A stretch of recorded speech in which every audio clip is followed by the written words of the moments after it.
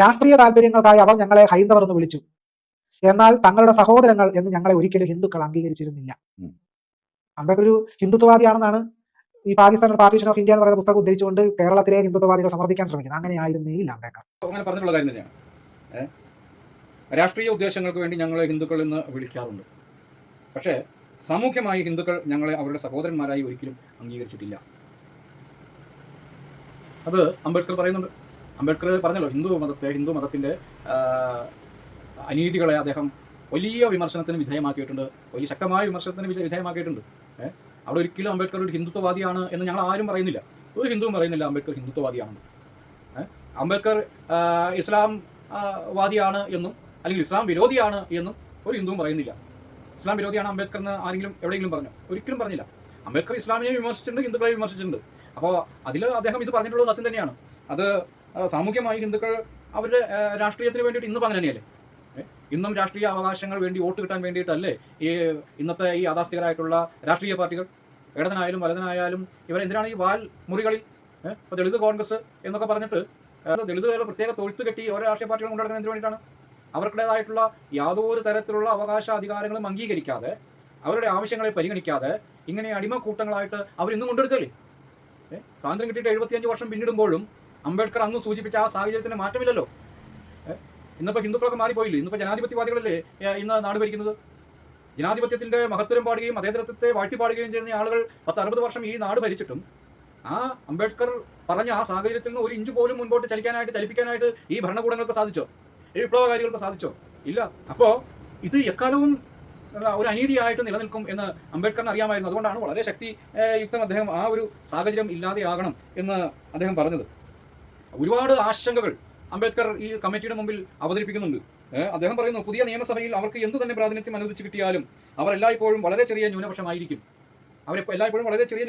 അതുകൊണ്ട് യാഥാസ്ഥിക വർഗ്ഗങ്ങൾക്ക് അവരോളമുള്ള ശത്രുതാ മനോഭാവം കണക്കിലെടുക്കുമ്പോൾ അധസ്ഥിത വർഗ്ഗങ്ങളുടെ താല്പര്യങ്ങൾ പാടെ അവഗണിക്കപ്പെടുകയെന്ന അപകടം സർവ്വതാ നിലനിൽക്കും. ഇല്ലേ? സർവ്വതാ നിലനിൽക്കും, എപ്പോഴും നിലനിൽക്കും, എന്നും നിലനിൽക്കും. അത് തന്നെയാണ് അംബേദ്കർ പറയുന്നത്. അത് സത്യമല്ലേ? യാഥാർത്ഥ്യമായിട്ടില്ലേ? അപ്പൊ ഇതന്ന് അദ്ദേഹം പറഞ്ഞ കാര്യങ്ങൾ ഇപ്പോഴും നടന്നുകൊണ്ടിരിക്കുകയാണ് അല്ലേ? ഇവിടെ വേറൊരു കാര്യമുണ്ട്. അതുകൊണ്ട് യാഥാസ്ഥിക വർഗ്ഗങ്ങൾക്ക് അവരോടുള്ള ശത്രുതാ മനോഭാവം എന്നാണ് പറഞ്ഞത്. അവിടെ ഹിന്ദു എന്നുള്ള പദം അംബേദ്കർ അങ്ങനെ മാറ്റിവെക്കുന്നുണ്ട്. അവിടെ പല സമയത്തും അദ്ദേഹം ഹിന്ദു യാഥാസ്ഥികതയെ കുറിച്ച് പറഞ്ഞെങ്കിൽ ഇപ്പോൾ അദ്ദേഹം ഹിന്ദു മാറ്റി. ഇപ്പോ യാഥാസ്ഥിക വർഗ്ഗങ്ങൾക്ക് എന്ന് പറഞ്ഞു കഴിഞ്ഞാൽ ഹിന്ദു ആയാലും മുസ്ലിം ആയാലും അവരുടെ കീഴിൽ അല്ലെങ്കിൽ അവർക്ക് ഭൂരിപക്ഷമുള്ള ഒരു ഭരണകൂടം വന്നു കഴിഞ്ഞാൽ ഈ പറയുന്ന ന്യായമൊന്നും അവകാശമൊന്നും ഈ സമൂഹങ്ങൾക്ക് കിട്ടില്ല. അവരേറ്റവും ചെറിയ ന്യൂനപക്ഷം എന്നുള്ള നിലയ്ക്കാണ് പരിഗണിക്കപ്പെടുന്നത് എന്നുള്ളതാണ്. പുതിയ നിയമസഭയിൽ അവർക്ക് എന്ത് തന്നെ പ്രാതിനിധ്യം അനുവദിച്ച് കിട്ടിയാലും അവർ എല്ലായ്പ്പോഴും വളരെ ചെറിയ ന്യൂനപക്ഷമായിരിക്കും. അതുകൊണ്ട് യാഥാസ്ഥിതിക വർഗ്ഗങ്ങൾക്ക് അവരോടുള്ള ശത്രുതാ മനോഭാവം കണക്കിലെടുക്കുമ്പോൾ അധസ്ഥിത വർഗ്ഗങ്ങളുടെ താല്പര്യങ്ങൾ പാടെ അവഗണിക്കപ്പെടുകയെന്ന അപകടം സർവ്വതാ നിലനിൽക്കും. അതല്ലെങ്കിൽ എന്തെങ്കിലും നടപടി സ്വീകരിച്ചാൽ തന്നെയും അത് അവസാനം അവരുടെ താല്പര്യങ്ങൾക്ക് ഹാനികരമായിട്ട് ഭവിക്കും. അതിനുശേഷം ചില വ്യവസ്ഥകൾ, ഇത് സംഭവിക്കാതിരിക്കാൻ ചില വ്യവസ്ഥകൾ ഉണ്ടാകണമെന്ന് അംബേദ്കർ ആവശ്യപ്പെടുന്നുണ്ട്. അതിൽ അദ്ദേഹം ഒന്നാമതായിട്ട് പറയുന്നത് അസ്പൃശ്യത നിയമവിരുദ്ധമാണെന്ന് പ്രഖ്യാപിക്കണം എന്നുള്ളതാണ്. അതായത് തൊട്ടുകൂടായ്മ, തിണ്ടിക്കൂടായ്മ, ഇത് അസ്പൃശ്യത നിയമവിരുദ്ധമാണെന്ന് പ്രഖ്യാപിക്കുന്ന മൗലിക അവകാശം ഭരണഘടനയിൽ ഉൾക്കൊള്ളിച്ച് നിയമമാക്കി നടപ്പിൽ വരുത്തണമെന്ന് ഞങ്ങൾ ആവശ്യപ്പെടുന്നു.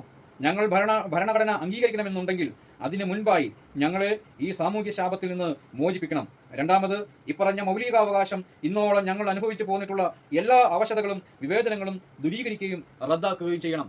എത്ര ശക്തമായ ഭാഷയിലാണ് അംബേദ്കർ ഈ ആവശ്യങ്ങൾ ആ സമിതിയുടെ മുൻപിൽ വയ്ക്കുന്നത് എന്ന് ആലോചിച്ച് നോക്കണം. ഇതൊന്നും ഇവിടുത്തെ ഈ ദളിതിസ്റ്റുകൾ എന്ന് അവകാശപ്പെടുന്ന ആളുകൾ സംസാരിക്കുന്നില്ല. അപ്പോൾ ഇവരുടെയൊക്കെ ഉദ്ദേശം എന്താണ്?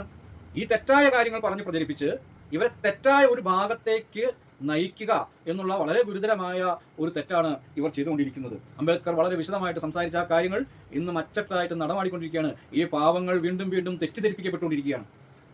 ഈ രാജ്യത്തെ പട്ടികജാതി പട്ടികവർഗ്ഗക്കാർ ഏത് ചിന്താഗതിയാണോ സ്വീകരിക്കേണ്ടത് എന്നുള്ള കാര്യത്തിൽ അവരെ കുത്തിത്തിരിപ്പുണ്ടാക്കി ടോട്ടലി കൺഫ്യൂഷനാക്കി പരസ്പരം തമ്മിൽ തല്ലിക്കുന്ന വെറുപ്പിന്റെ ഒരു രാഷ്ട്രീയം അവരിവിടെ കുത്തഴിച്ചുകൊണ്ടിരിക്കുകയാണ്.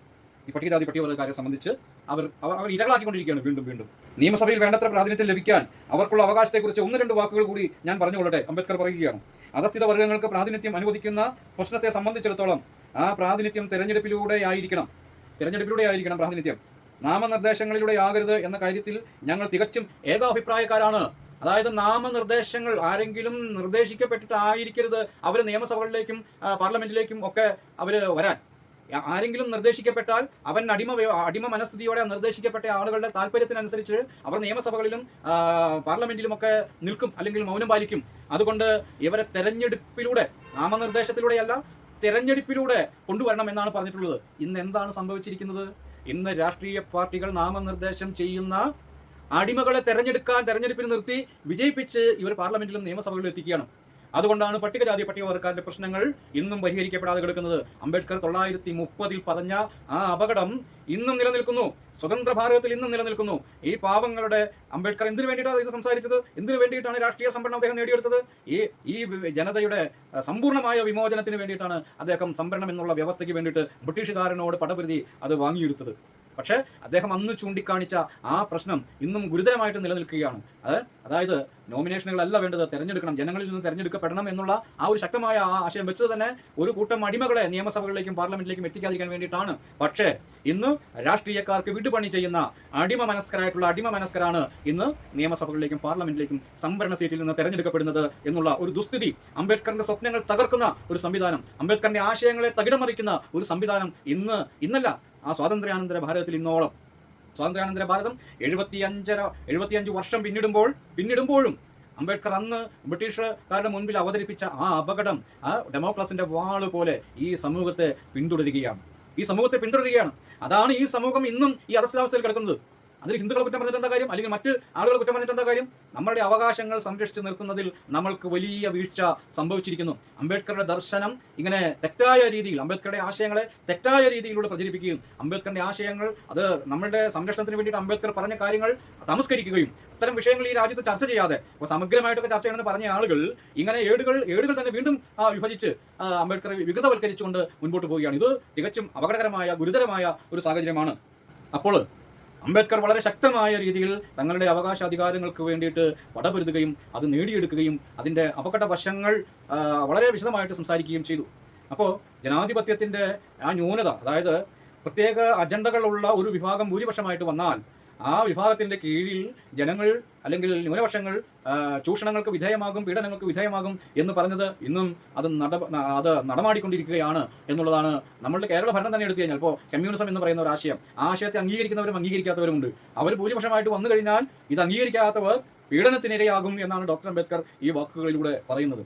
അപ്പോൾ ഭൂരിപക്ഷം യാഥാസ്ഥികരായാൽ മാത്രമല്ല, അല്ലെങ്കിൽ ഹിന്ദുക്കൾ മാത്രം അല്ല, മുസ്ലിങ്ങളായാലും പ്രത്യേക അജണ്ടകളുള്ളവരായാലും ഭരണകൂടം സ്ഥാപിച്ചു കഴിഞ്ഞാൽ അതിൻ്റെ കീഴിൽ ന്യൂനപക്ഷങ്ങൾ, അതായത് ഈ ഭൂരിപക്ഷത്തിൻ്റെ അജണ്ടകളെ അംഗീകരിക്കാത്ത, അല്ലെങ്കിൽ അതിന് വിരുദ്ധമായിട്ട്, അല്ലെങ്കിൽ അതിന് വ്യത്യസ്തമായിട്ടുള്ള ചിന്താഗതികളോടെ ജീവിക്കുന്ന ആളുകൾ പീഡിപ്പിക്കപ്പെടാനുള്ള സാധ്യതയുണ്ട് എന്നുള്ള ഗുരുതരമായ അപകടം അംബേദ്കർ ചൂണ്ടിക്കാണിച്ചു. ആ ചൂണ്ടിക്കാണിച്ചത് ഇന്നും അർത്ഥവത്തായിട്ട് നിലനിൽക്കുകയാണ്. അപ്പോൾ തീർച്ചയായിട്ടും ഈ നോമിനികളല്ല വേണ്ടത്, തെരഞ്ഞെടുക്കപ്പെട്ട ആളുകളാണ് വരേണ്ടത് എന്ന് പറഞ്ഞ കാര്യം അട്ടിമറിച്ചിരിക്കുന്നു. എങ്ങനെ? രാഷ്ട്രീയക്കാർ നിയോഗിക്കുന്ന അടിമകൾ ഈ സംവരണ സീറ്റിലേക്ക് എത്തുന്നു. വേറെ ആരും അവിടെ നിന്ന് ജയിച്ച് കയറുന്നില്ല. ഇതാ ഇപ്പോൾ സംവരണ സീറ്റിൽ നിന്ന് ജയിക്കാനായിട്ട് ഒരു ദളിത് ആക്ടിവിസ്റ്റ് ഇങ്ങനെ കച്ചയും കെട്ടി ഇറങ്ങിയിരിക്കുകയാണ്. അത് ഒരു രാഷ്ട്രീയ പാർട്ടിയുടെ അടിമയായിട്ടാണ് മത്സരിക്കാൻ പോകുന്നത്. എന്നാൽ ആ രാഷ്ട്രീയ പാർട്ടി എന്തുകൊണ്ട് ഇയാൾക്കൊരു ജനറൽ സീറ്റിൽ സ്ഥാനം കൊടുക്കുന്നില്ല? അതും വളരെ പ്രധാനപ്പെട്ട ഒരു കാര്യമല്ലേ. എന്തുകൊണ്ടാണ് ഈ രാഷ്ട്രീയ പാർട്ടികൾ, ഈ പട്ടികജാതി പട്ടികവർഗ്ഗക്കാരെ അവരോട് സ്നേഹമുണ്ട് എന്ന് പറയുന്ന, അവരുടെ താല്പര്യങ്ങളെ പരിഗണിക്കുന്നു എന്ന് പറയുന്ന ഈ രാഷ്ട്രീയ പാർട്ടികൾ എന്തുകൊണ്ടാണ് ജനറൽ സീറ്റിൽ നിർത്തി ഒരു അവസരം ഇവർക്ക് കൊടുക്കാത്തത്? ഈ അപകടം അംബേദ്കർ ചൂണ്ടിക്കാണിച്ചു. നമ്മൾ സംവരണം ആവശ്യപ്പെടുന്ന ഒരു സമയത്ത് നമ്മൾ എത്രയാണോ ആവശ്യപ്പെടുന്നത് അതിൽ നമ്മൾ പരിമിതപ്പെടും, അംബേദ്കർ പറഞ്ഞിട്ടുണ്ട്. അതേസമയത്ത് സംവരണമില്ലാത്ത മറ്റേ ആളുകളുടെ തന്നിഷ്ടപ്രകാരമുള്ള പ്രതിനിധികൾ അവിടെ തെരഞ്ഞെടുക്കപ്പെടും. ഇന്നത് കാണുന്നില്ലേ? ഇന്ന് കേരള നിയമസഭയിൽ എത്ര പട്ടികജാതിക്കാരുണ്ട്? 14 MLA-മാരുണ്ട്. 14 MLA-മാർ. എത്ര മന്ത്രിയുണ്ട്? ഒരു മന്ത്രിയുമില്ല. അപ്പോൾ പട്ടികജാതിക്കാരെ പാടെ തഴഞ്ഞിരിക്കുകയാണ്. അപ്പോൾ ഇതെല്ലാം ഈ കാലഘട്ടത്തിൽ നിലനിൽക്കുമ്പോൾ അംബേദ്കർ വർഷങ്ങൾക്ക് മുൻപ് പറഞ്ഞ അപകടങ്ങൾ ഇന്നും നമ്മളെ പിന്തുടരുമ്പോൾ അതിലേക്ക് നമ്മളുടെ ശ്രദ്ധ കൊണ്ടുപോകാതെ, ആ അപകടങ്ങളെ തരണം ചെയ്യാനുള്ള മാർഗങ്ങളിലേക്ക് നമ്മളെ നയിക്കാതെ, ഇവിടെ ഹിന്ദു മുസ്ലിം വിഭാഗീയത വളർത്തി രാഷ്ട്രീയ ലാഭം കൊയ്യാൻ അജണ്ടയാക്കിയവരുടെ കളിപ്പാവകളായിട്ട് മാറിയ വ്യക്തികളാണ് ഈ സണ്ണി കബിക്കാടും ഈ ശ്യാംകുമാറും എന്നുള്ള കാര്യം ഈ പുസ്തകത്തിലെ അംബേദ്കറിന്റെ വരികളിലൂടെ നമുക്ക് ബോധ്യപ്പെടുന്ന കാര്യങ്ങളാണ്. ഇത് ഞാനൊരു ആരോപണമായിട്ട് ഉന്നയിക്കില്ല. അംബേദ്കറുടെ വരികൾ വായിക്കുമ്പോഴും ഇവർ അംബേദ്കറിന്റെ വരികളെ കുത്തിത്തിരിപ്പോടെ അവതരിപ്പിക്കുമ്പോഴും നമ്മൾ തിരിച്ചറിയേണ്ടത് അങ്ങനെയാണ്. അതാണ് എനിക്ക് ഈ വീഡിയോയുമായിട്ട് ബന്ധപ്പെട്ട് സൂചിപ്പിക്കാനുള്ളത്. വേറെയും കാര്യങ്ങൾ അദ്ദേഹം പറഞ്ഞിട്ടുണ്ട്, അതും നമ്മൾക്കൊന്ന് കേൾക്കാം.